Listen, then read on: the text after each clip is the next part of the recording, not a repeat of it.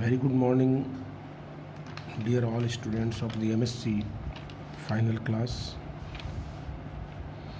I have been teaching you the paper 5th, which is condensed matter physics, and we are studying about the crystal structure. In my earlier lecture, I introduced you about the reciprocal lattice, and today we shall continue in the same regard. Dear students, we denoted A star, B star and C star as the lattice vectors of the reciprocal lattice space, which were related to the lattice vectors A, B, C of the direct space according to these formulas. If you remember, this is what I told you in the last lecture, that A star was defined as B cross C upon A dot B cross C, where A dot B cross C denotes the volume of the unit cell formed by the direct lattice, and sigma 100 or A star was the one of the lattice vectors of reciprocal lattice space. Similarly, we got B star and C star.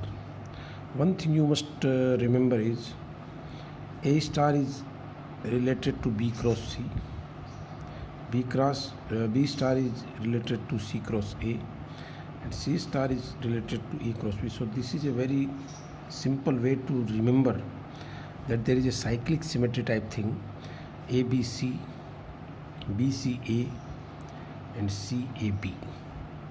So A star is B cross C, B star is C cross A and C star is A cross B. One thing I would like to tell you about cross product, which I have been telling you the conceptual things many times. I have told you that when I define A cross B means so-called AB sine theta n cap. This is not a problem for students of MSc class, but few students are unable to understand about the direction of n cap.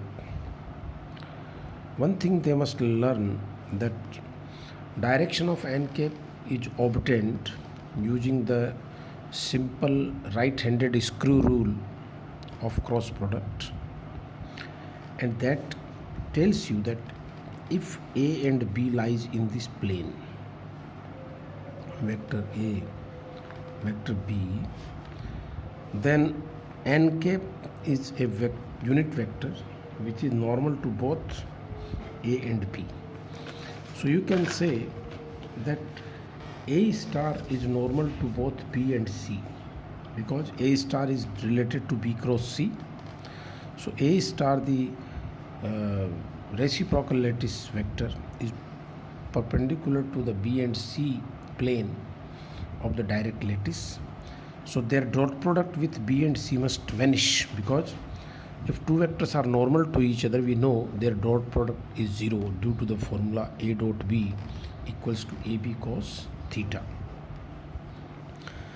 In the same fashion, I can write down A star dot B is equal to A star dot C is equal to 0, and in the same fashion I can write down B star C is equal to B star dot A is equal to 0, because B star is related to C cross A. Here I have written is B star is perpendicular to the plane which contains vector A and C, and C star is perpendicular to the plane containing A and B, so its dot product with A vector and B vector vanish.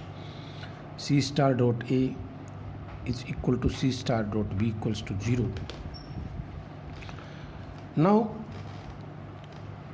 whenever you multiply, dot produce a reciprocal lattice vector with the corresponding lattice vector of the direct space, direct lattice, then their dot product must be equal to 1.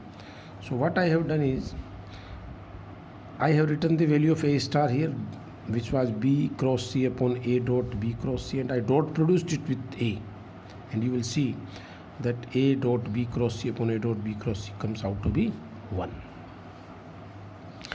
Similarly, I can write down B star dot B is 1 and C star dot C is 1.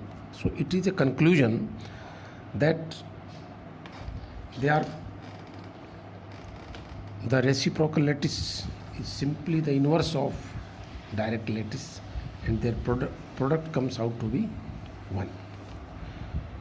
Using these reciprocal lattice, we can construct reciprocal lattice space, and the reciprocal lattice vectors is in general written.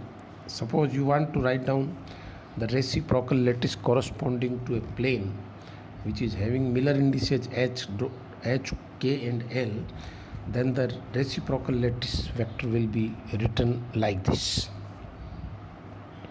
Sigma HKL can be written as H A star plus KB star plus LC star. This is what you can write down about the reciprocal lattice vector in general, corresponding to a plane which had Miller indices H, K and L.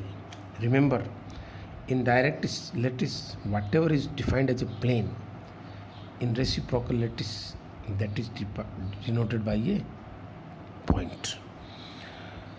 Few properties I can discuss with you, I can share with you.